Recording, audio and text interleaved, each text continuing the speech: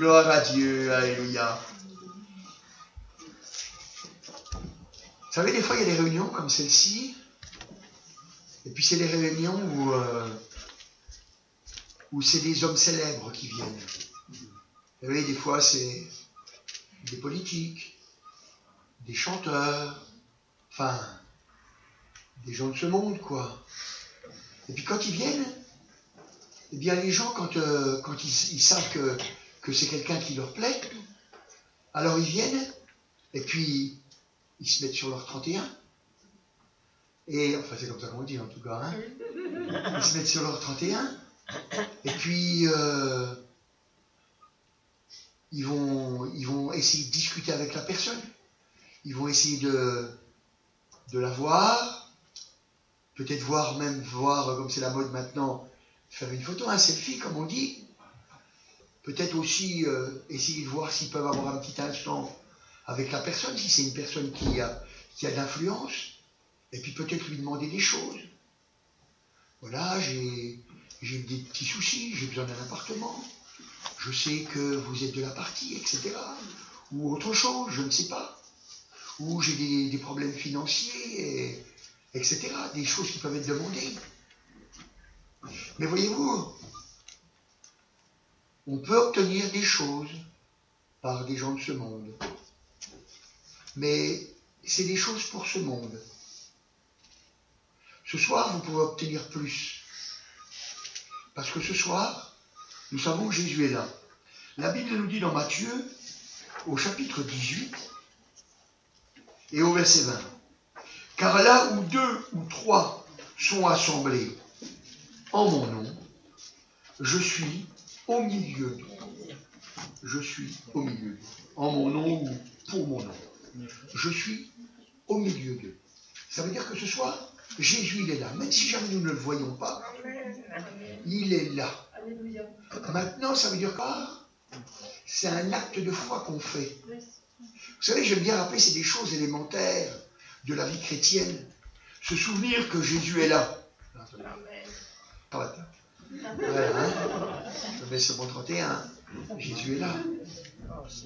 Et vous savez, c'est quand même important de le dire parce que on a souvent cette fâcheuse façon, c'est de venir à l'église dans l'espérance de recevoir quelque chose, mais en oubliant que Jésus est là. On le voit quelque part dans le ciel, à côté du Père, même en train d'intercéder pour nous, mais bien loin. Et ça pose un problème. Parce que quand on pense comme ça, c'est pas le Seigneur qui touche notre cœur. C'est on espère que par une bonne prière, par des bonnes choses, on aura accès à lui.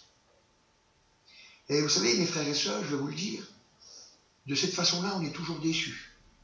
Parce que quand même il répond, eh bien, on ne voit pas toujours comment il a agi. Mais si on regarde le verset d'avant, regardez voir, dans Matthieu au chapitre 18 et au verset 19, il dit, je vous le dis, je dis encore que si 2 d'entre vous s'accordent sur la terre pour demander une chose quelconque, elle leur sera accordée par mon Père qui est dans les cieux. Là, le passage, il est très clair. Et puis après, on revient à ce qu'on a lu juste avant, hein, donc il est au milieu de nous. Mais il est très clair.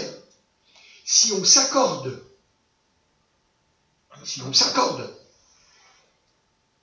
pour lui demander quelque chose, alors il fait une promesse. C'est Jésus qui s'engage. Il fait une promesse. Il fait une promesse. Eh bien, c'est que, quelle que soit la chose qu'on demande, ça sera accordé. Vous savez, c'est une question que vous pouvez vous poser. Est-ce que vous avez déjà fait cette expérience? Est-ce que vous avez déjà fait cette expérience? Moi, je me souviens un jour, j'étais à Besançon. Oh, j'en ai fait plein d'expériences. C'est une expérience, c'est que j'ai des témoins, celle-ci. C'est pour ça que je le dis. J'étais à Besançon et puis la personne qui m'a fait venir à l'église, c'était pas quelqu'un qui venait régulièrement à l'église. Mais elle m'a fait venir à l'église. Elle m'a parlé. Et c'est vrai que c'était pour me débarrasser d'elle que je suis venu à l'église. Mais, parce que je ne voulais plus entendre parler des choses de Dieu. Mais elle a réussi à me faire venir. Et quand elle m'a fait venir, mon cœur a été touché. Et quand mon cœur a été touché, je me suis dit, c'est quand même dommage, quoi. Maintenant que j'ai trouvé le bonheur, maintenant que j'ai trouvé la joie, maintenant que je sais que j'ai mon sauveur, il faudrait qu'elle, elle aussi l'ait. Je sais pertinemment que Dieu ne force pas les gens. Je sais qu'il ne sauvera pas les gens contre leur volonté. Mais je sais une chose, c'est que quand on s'accorde pour demander quelque chose, alors Dieu nous exauce. Alors j'avais été voir des frères et des sœurs dans l'assemblée, puis j'ai dit, j'aimerais bien qu'on fasse une prière ensemble. J'aimerais bien qu'on demande quelque chose. Alors ils m'ont dit, qu'est-ce que tu voudrais qu'on demande? J'ai dit, je voudrais qu'on demande pour que Josette, elle vienne cet après-midi. Je voudrais qu'elle vienne, pour qu'elle entende le message. Je voudrais qu'elle vienne. Juste ça. C'est ça part après le reste. Et on s'est mis à prier. Et on a prié. On a prié pendant le temps du midi. Et bien l'après-midi à 15h, elle était là. Vous savez, vous pouvez faire beaucoup plus que ce que vous pouvez vous imaginer. Parce que Jésus s'est engagé. Jésus s'est engagé. C'est pas vous qui êtes engagé. C'est lui. C'est lui qui s'est engagé. Alors vous savez, c'est très important de comprendre cette chose-là. Parce que la Bible, elle nous dit, dans 2 Timothée, et vous savez, tout ce qui est écrit, c'est pour notre enseignement, pour nous faire du bien, pour nous encourager, pour nous faire réussir. Parce que Dieu veut vraiment qu'on réussisse. Dans 2 Timothée, au chapitre 2, et au verset 13. 2 Timothée, chapitre 2, et au verset 13. Au verset 13, il est écrit, si nous sommes infidèles, il demeure fidèle, car il ne peut lui-même se renier. Il ne peut se renier lui-même. Vous voyez, la Bible, elle nous assure qu'il est fidèle. Il est fidèle. Vous voyez, quand je lis ça, ben quelque part, vous savez, ça me reprend. Je me dis, si je ne suis pas exaucé, c'est de ma faute. C'est de ma faute. Je me suis sûrement pas accordé avec d'autres pour demander quelque chose, pour pouvoir l'obtenir. Et ce soir, je voudrais que vous compreniez qu'il est important de s'accorder pour demander des choses afin de recevoir. C'est important. Quand on regarde dans la parole de Dieu, on voit par exemple des exemples. Il y a beaucoup d'exemples, mais j'en prendrai que quelques-uns. Par exemple, dans l'évangile de Luc, vous savez, c'est un homme en plus, il n'était même pas juif. Dans Luc au chapitre 7, Luc, chapitre 7, et au verset 3, on va lire depuis le verset 2, un centenier avait un serviteur auquel il était très, très attaché et qui était malade sur le point de mourir. Ayant entendu parler de Jésus, il envoya quelques anciens des Juifs pour le prier de venir guérir son serviteur. Voyez, il s'est mis d'accord. Il a parlé aux Juifs pour aller le chercher. Il s'est mis d'accord. Alors il dit, donc il a dit au Seigneur, c'est pas la peine que tu rentres chez moi, etc. Ça touche le cœur du Seigneur. Ça touche le cœur du Seigneur. Et il sera exaucé. Et il sera exaucé. On demandera qu'on jeûne pendant 3 jours. Elle et tous les Juifs qui sont là. Et les Juifs. Elle a obtenu. Parce qu'elle a su demander. Elle a su s'unir. On est une force. On est une force. Le Seigneur s'est engagé à nous répondre. Il s'est engagé à nous répondre. Et il est fidèle, il ne ment point. C'est une chose qu'on doit se repasser dans le cœur. Et vous savez, quand on se le repasse dans le cœur, la vérité, elle va faire une œuvre dans notre cœur. Elle va frapper jusqu'à ce que le mur de l'incrédulité soit détruit. Parce que vous savez, c'est de la crédulité. C'est prendre Jésus pour un menteur. C'est pour ça qu'on a besoin de prendre de la force. De prendre de la force. Encore, on pourrait voir dans Jonas, au chapitre 3, verset 5, les gens de Ninive, vous pourrez lire à la maison, les gens de Ninive, qui eux, eh bien, tous d'un commun accord, là, qu'est-ce qu'ils ont fait? Ils ont pris le sac et la cendre. Ils se sont couverts de sacs. Même les animaux, ils les ont couverts. Ils étaient prêts à aller jusqu'au bout parce qu'ils ont pris au sérieux. Ils ont pris au sérieux la parole de Dieu. Ils l'ont cru. Ils l'ont vraiment cru. Alors ils se sont unis. Même le roi, ils se sont unis. Et puis ils se sont humiliés. Ils voulaient vraiment. Pour être béni, il faut vraiment le vouloir, vous savez. Il faut vraiment le vouloir. La Bible nous dit encore dans Actes des Apôtres, au chapitre 4, on va lire celui-ci, Actes des Apôtres, au chapitre 1, pardon, et au verset 14. Actes des Apôtres, chapitre 1, et au verset 14. Tous d'un commun accord persévéraient dans la prière avec les femmes et Marie, mère de Jésus, et avec les frères de Jésus, tous d'un commun accord, ils priaient. Le Seigneur, il avait dit, voilà, je vais vous envoyer mon Saint-Esprit. Ils n'ont pas attendu en disant, bon, ben, on va attendre que ça vienne. Ils se sont mis d'accord. Ils étaient réunis tous dans le même lieu, et ils priaient. Et ils priaient jusqu'à obtenir. Vous savez, la Bible elle nous parle de la pluie de l'arrière-saison. Et moi, vous savez, je crois qu'il est le moment, il est le temps de se réveiller un peu du sommeil. Vous savez, on a besoin de lutter. Mais pour ça, il faut avoir un but commun. Pour pouvoir s'unir, il faut avoir un but commun. Il faut avoir un but commun.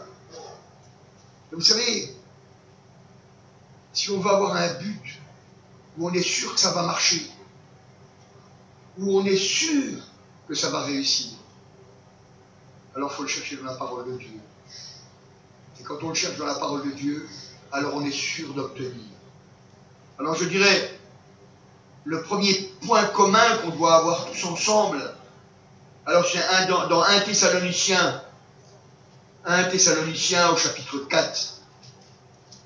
1 Thessaloniciens chapitre 4, c'est avant les Timothée. 1 Thessaloniciens chapitre 4 et au verset 3. 4, 3. Il est écrit, ce que Dieu veut, c'est votre sanctification, que vous vous absteniez de la débauche. Après, vous pouvez le dire à la maison. Hein. Mais ce que Dieu veut, c'est votre sanctification. C'est ma sanctification. C'est votre sanctification. Alors, vous savez, quand on dit ça comme ça, des fois, c'est un petit peu... c'est un petit peu un mot fourre-tout. Alors, je me suis un petit peu intéressé à ce mot. Alors, je l'ai regardé en grec. Excusez-moi, je ne suis pas grec, mais je vais essayer de vous le dire. Agios. Agios, en grec. Ça veut dire saint, consacré, mis à part. Et en hébreu, c'est kadosh.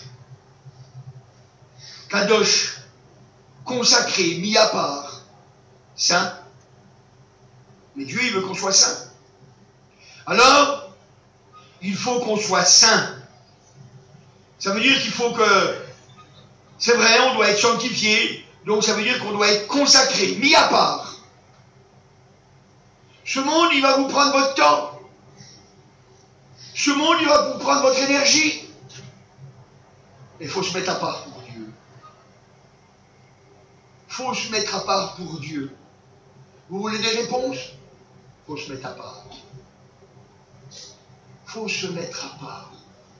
faut prendre du temps pour Dieu. Vous savez, un jour, Daniel, il m'a dit, Daniel qui est derrière moi là, il m'a dit, Michel, tu devrais travailler un petit peu plus la Bible, mais parler des couleurs.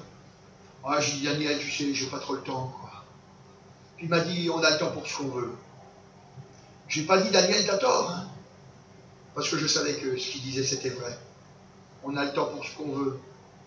Et vous savez, quand on commence à chercher un peu dans nos vies, qu'est-ce qu'on en perd du temps? Qu'est-ce qu'on en perd du temps? Et je dis on, parce que je me mets dedans. On perd du temps. Alors comme on en perd du temps, ben au moins essayons de trouver un peu de temps pour le Seigneur. Essayons de chercher du temps pour le Seigneur, où on va venir dans sa présence. Vous voyez, quand vous regardez dans la Bible, le Seigneur Jésus, il montait sur la montagne, tard dans la nuit, il se levait très tôt le matin pour aller prier, pour aller dans la présence du Seigneur, la présence du Père. Il prenait du temps vraiment, parce que il voulait vraiment que tu sois sauvé, que je sois sauvé. Ça le faisait souffrir de voir ce monde perdu. Alors il a dit, je vais prendre du temps, je vais perdre ma vie. Vous savez, sur la terre, hein, il aurait pu faire tout ce qu'on fait. Mais lui, il a voulu faire la volonté du Père pour te sauver, pour me sauver. Et nous, on doit marcher sur ces pas-là. On doit marcher sur ces pas-là. C'est pour ça que on doit regarder avec sérieux. Avec sérieux. Si jamais ça avait été quelqu'un du monde, un grand du monde, est-ce qu'on n'aurait pas pris du temps pour aller voir cet homme? Le président ou je ne sais pas qui? Est-ce qu'on n'aurait pas pris du temps? Ah, c'est exceptionnel, il passe dans le coin. Ah, je vais prendre du temps, je vais peut-être même prendre un jour de congé pour aller le voir. Mais ils font ça. Jésus est là. Il faut prendre du temps pour venir dans sa présence. Il faut prendre du temps. Lui, il est disponible pour nous. Mais il faut que nous, on nous prenne du temps pour lui. Il faut prendre du temps pour lui. Vous savez, il ne faut pas le négliger. Il ne faut pas le négliger. Vous savez, quand vous regardez dans Malachie, on reprochait, il y avait une reproche qui est faite dans Malachie au chapitre 1. Malachie, là. Malachie, chapitre 1, regardez voir. Et au verset 8. Malachie, chapitre 1. Et au verset 8.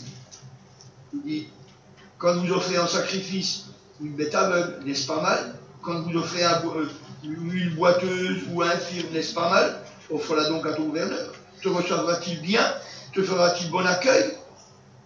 Dit l'Éternel des armées. Vous voyez? Il dit comme ça, il dit, mais je mérite de l'honneur.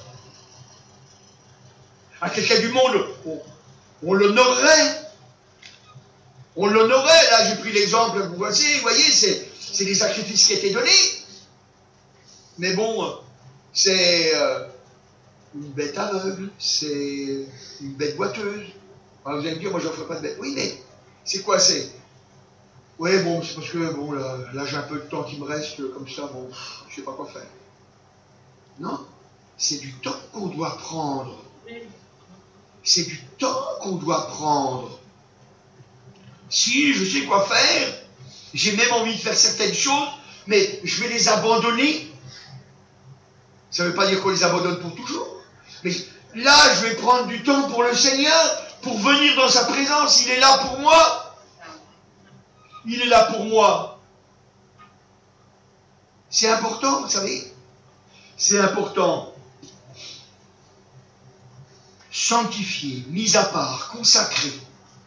Alléluia. Vous savez, c'est quelque chose d'extraordinaire, vous savez. Parce que quand on connaît Jésus, on est béni. Et vous savez, quand on regarde dans la parole de Dieu, des fois on est très étonné de voir comment la bénédiction peut nous venir. Vous voyez, par exemple, j'ai remarqué que le diable, il avait attaqué le Seigneur Jésus. Il l'avait attaqué pas n'importe comment. Il l'avait attaqué avec la parole de Dieu. Il l'avait attaqué, et puis il lui avait dit, il lui avait nommé le psaume 91. On peut regarder. Psaume 91. Voilà, psaume 91.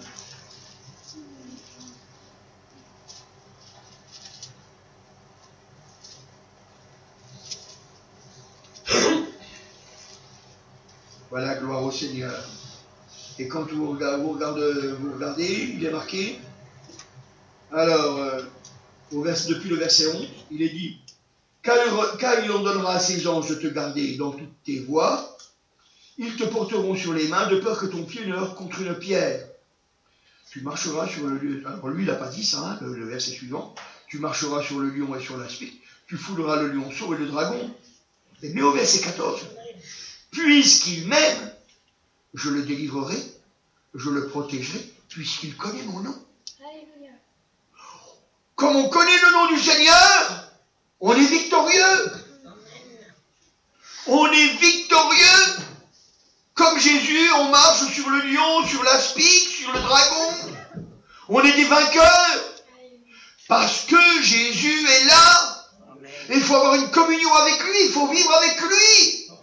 Comme ça, on peut dire, je le connais. Vous savez, moi, le président de la République, je le connais de nom. Mais c'est pas vrai, je le connais pas.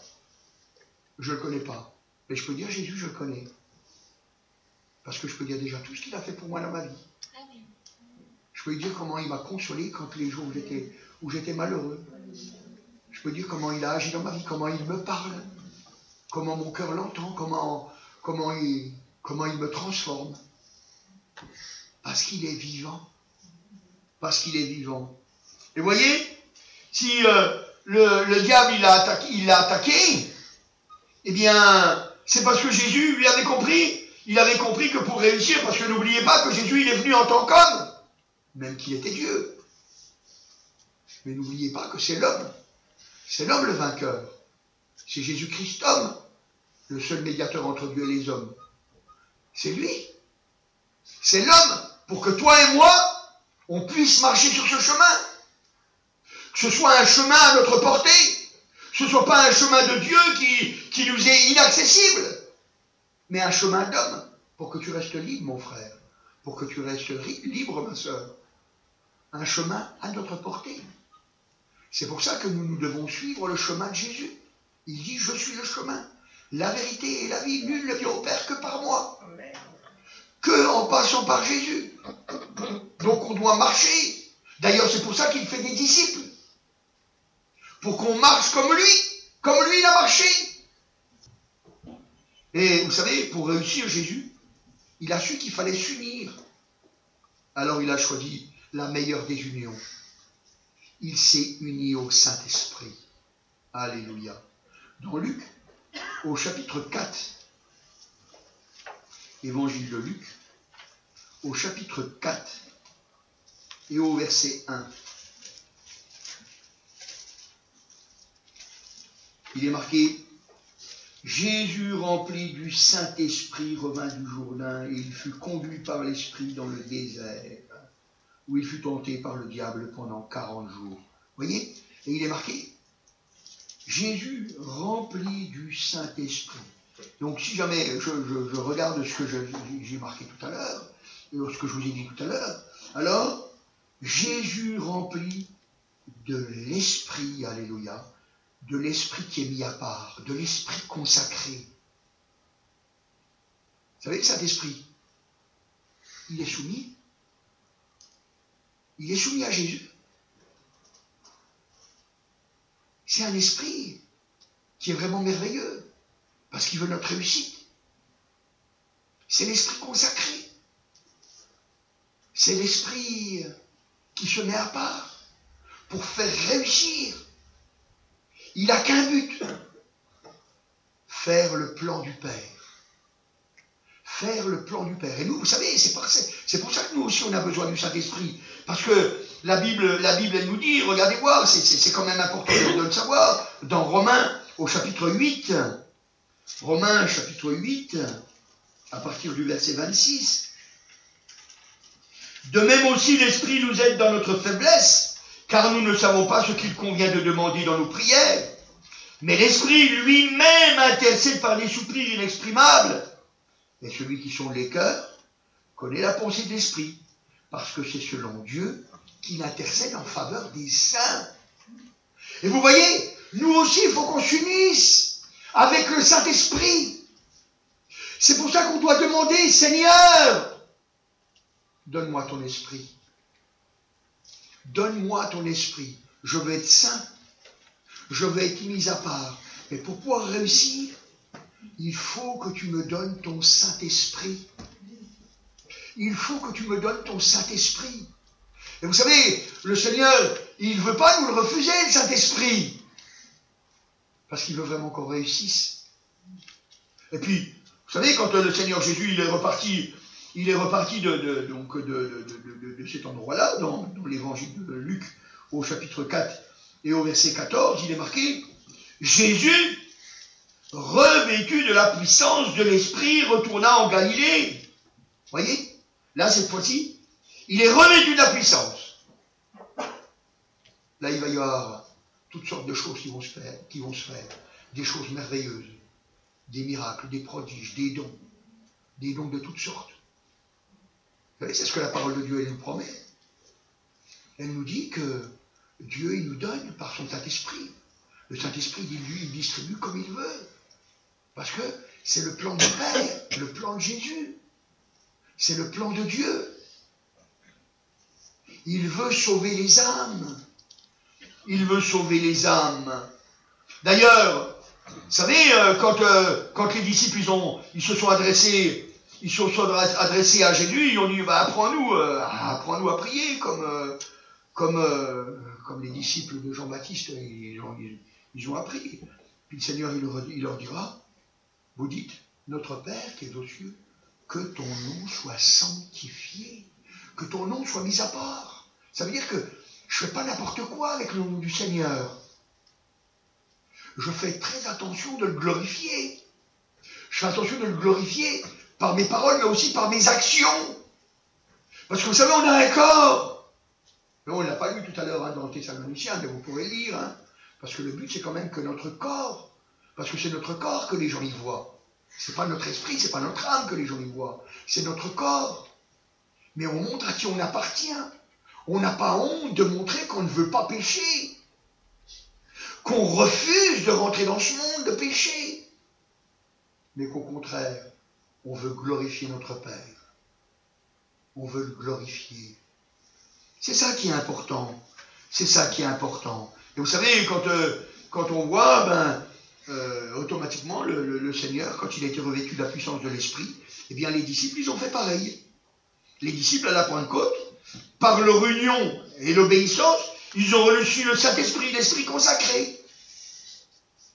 Donc, automatiquement, ce que le Seigneur a dit, vous serez mes témoins. Donc, ils se sont laissés, d'un seul coup, ils sont devenus témoins de Jésus. Pourtant, l'apôtre Pierre et tous les autres, ils se cachaient, ils avaient peur. Mais là, quand ils l'ont reçu, ils n'avaient plus peur. Et puis là, ils se sont mis à témoigner. Ils se sont mis à parler. Ils n'avaient plus peur, ils n'avaient plus de crainte. Parce que là, leurs yeux étaient ouverts. Parce qu'ils étaient sauvés. Et quand on a l'assurance du salut, on a envie que les autres soient sauvés. Quand on ne laisse pas sauver, on ne s'en rend pas compte. Mais quand on est sauvé, et puis qu'on voit les autres perdus, on a le cœur du Seigneur qui bat en nous. Ça nous fait souffrir de les voir perdus. Surtout quand c'est les nôtres. Notre père, notre mère, notre frère, notre soeur, notre oncle, notre tante, notre cousin, notre cousine, celui qu'on aime, notre mari, notre femme. On n'a pas envie qu'il meure, on n'a pas envie. Vous savez, le jour où j'ai eu l'assurance de mon salut et que j'ai compris que Dieu m'avait sauvé, et puis que j'ai vu que ma famille était perdue, j'ai fait que de pleurer. Mon âme souffrait, je pleurais sans arrêt. J'arrivais pas à m'arrêter. J'arrivais pas à m'imaginer que moi j'étais sauvé, et que ma famille était perdue. Il fallait que je fasse quelque chose. Et dans ma folie, j'étais prêt même à abandonner. Je me disais, oh là là, je préfère mourir, aller en enfer avec ma famille plutôt que de les laisser aller tout seuls en enfer et puis moi, aller au ciel. Et puis, merci Seigneur qui nous a donné des frères et des sœurs. Puis un frère, il m'a dit, Ernest, il m'a dit non, c'est pas comme ça qu'il faut réfléchir. Il faut au contraire que tu marches bien comme il faut, et puis comme ça va les encourager à venir. Parce qu'ils vont voir que ça a de l'importance à tes yeux. Ils vont voir que ça vaut quelque chose. Et puis après, j'ai eu ma soeur, elle m'a dit, hop, je te laisse 5 ans. Je te laisse 5 ans, dans 5 ans, je sais. T'as fini, tu n'as plus rien. Elle a cru, elle s'est dit, bon, je suis bien accroché, mais bon, dans 5 ans, c'est fini. Elle me connaissait, hein. Mais là, elle ne savait pas qu'il y avait un esprit en moi. C'était l'esprit du Seigneur. Ma vie n'était plus la même. Maintenant, il fallait que je serve d'exemple. Il fallait que je sois un témoin véritable, un vrai témoin. Et mon frère, ma soeur, t'es appelé à ça. C'est une réunion de prière. Il faut s'unir pour avoir l'amour des âmes. Le monde est véritablement perdu. Dieu vous a choisi, Dieu t'a choisi pour que tu serves, pour que tu sois utile dans son œuvre, pour que des âmes soient sauvées. Il faut vraiment que tu le comprennes. Il faut que tu le comprennes. Pense à ceux que tu aimes et puis qui sont perdus. Dis-toi, c'est ça que je veux, qu'ils aillent en enfer. C'est ça que tu veux. Moi, j'arrive pas à concevoir les choses comme ça. J'arrive pas. Vous voyez, quand ils sont devenus des témoins, c'est qu'ils étaient sauvés, ils étaient témoins que Jésus les avait sauvés, que maintenant ils n'avaient plus de crainte, que maintenant, qu'est-ce qui pouvait leur arriver? Rien. Il ne pouvait plus rien leur arriver. Qu'est-ce que vous voulez? Une fois qu'on a l'assurance du salut, on sait qu'on va au ciel. Comme de toute façon, tout le monde va mourir un jour, on n'a plus peur de la mort. On n'a plus de crainte. On n'a plus de crainte. Et c'est ce que le Seigneur veut, regardez voir. Dans 1 Timothée, au chapitre 2, 1 Timothée, chapitre 2, et au verset 4. 1 Timothée, chapitre 2, et au verset 4. Voilà, cela est bon et agréable devant Dieu notre Sauveur. Verset 4. Qui veut que tous les hommes soient sauvés et parviennent à la connaissance de la vérité. Il veut que tous les hommes soient sauvés et parviennent à la connaissance de la vérité. Et c'est toi, mon frère, c'est toi, ma sœur, qui va parler. Mais pour ça, il faut que tu sois le premier sauvé. Parce que si toi, tu n'es pas sauvé, tu ne pourras pas... Non, tu ne pourras pas. Tu ne pourras rien faire. Tu n'auras pas de porte, tu n'auras pas de force. Ton cœur n'aura pas de compassion. Parce que tu n'as pas eu de compassion pour toi-même. Tu n'auras pas de compassion. Mais si toi, tu es sauvé, si tu as l'assurance du salut, alors à ce moment-là, tu voudras faire la volonté du Père. Tu voudras faire la volonté du Père. Il veut que tous les hommes soient sauvés, alors à ce moment-là, tu vas te mettre à travailler, tu vas te mettre à être un bon témoin fidèle. Tu vas te mettre à l'ouvrage. Tu vas te mettre à l'ouvrage. Et vous savez, quand on a l'assurance du salut, alors on n'a plus peur de rien. On sait qu'on a un Dieu qui est là et qui agit pour nous, et quoi que ce soit qu'on demande, il nous le donne parce qu'on travaille dans le même but. On n'a qu'un plan, c'est le plan du Seigneur, le plan de Dieu. On veut aller sur ce chemin-là et puis pas sur un autre. Et quand on s'égare, vite, on appelle au Seigneur, on dit, Seigneur, regarde, je me suis trompé de chemin, c'est pour ça que je viens à toi, pour que tu me fasses grandir. Puis vous allez voir, il va le faire. Il va le faire. Et, vous savez, quand on regarde dans la parole de Dieu, ce ne sont que des miracles, que des choses extraordinaires. Des hommes qui sont sortis de leur misère, ils étaient mendiants, sur le bord de la route. Des hommes, c'était des voleurs, ils ont été transformés, changés. Et puis, moi-même, j'étais drogué. Et puis Dieu m'a changé. Aujourd'hui, je vous parle de l'amour de Dieu. Vous savez, Dieu, il prend les choses viles de ce monde. Parce qu'il veut convaincre que, vraiment, on a besoin tous d'être sauvés. Il veut vraiment nous utiliser. Il veut confondre les forts, les sages de ce monde, qui se rendent compte qu'il n'y a rien. C'est pour ça qu'il nous prend. Et c'est pour ça que ce soir, je veux que tu prennes à cœur le service. Le monde est perdu. Pense déjà à ta famille. Pense déjà à ceux que tu aimes. Repasse-les dans le cœur. Et puis unis-toi. Peut-être qu'il y a un frère dans l'assemblée ou une sœur dans l'assemblée où tu as déjà des affinités plus faciles. Viens, dis, viens mon frère, viens ma sœur, on va prier ensemble. Viens, on va lutter ensemble. Et puis peut-être qu'après ça fera un petit groupe. Vous savez, il suffit d'une allumette pour allumer une grande forêt. Une allumette, ça suffit. Si tu te réveilles, si tu acceptes de te lever, tu peux embraser toute une assemblée. Tu peux sauver ta famille. Tu peux sauver tes amis.